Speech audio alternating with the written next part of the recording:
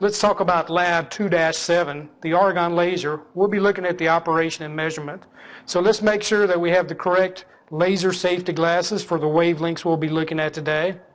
And our object of today's lesson is to look at power measurements as well as beam characteristics, and also measure the divergence for the various wavelengths we will be dealing with.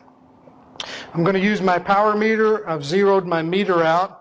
And I want to bring your attention to the front of the laser as I have a wavelength selector, so we can use multi-line where all the lines are combined, or we can single out each of the individual lines.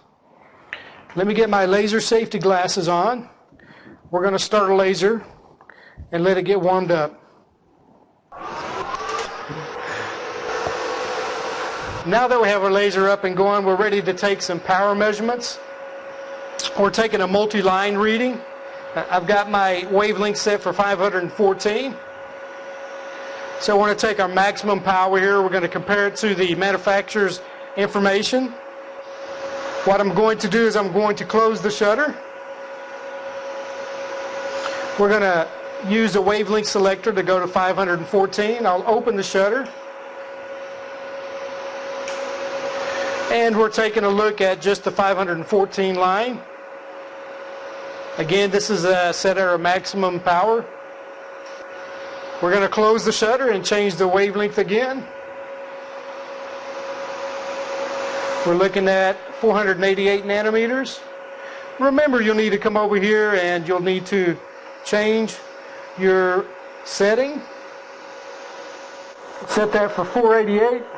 We'll open our shutter and we're ready to take that measurement. So again, let's look at our multi-lines, look at each individual wavelength at maximum power, and we're going to compare that to what the manufacturer has given us in the specification sheet.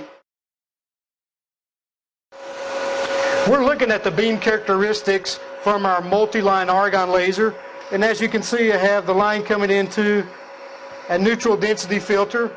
This feeds into an optic that goes into my fiber optic, and then it goes into a spectrum analyzer which is attached to my computer. As we look at the screen on the computer, you can see several of the multi-lines, the peak of these spectra. And so we want to look at the multi-mode setting that we have here, and then we'll adjust our wavelength selector to look at each one of the individual lines. This is an excellent way to look at individual wavelengths of lasers. As we wrap up and conclude Lab 2-7, we took opportunity to look at the power, the beam characteristics, the divergence of various different wavelengths. We had a multi-line with 3 different wavelengths, and we were able to use our laser safety glasses.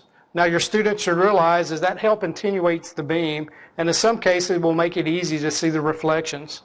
So let's take an opportunity to look at all the different line spectras, compare them to each other, and look at this particular laser.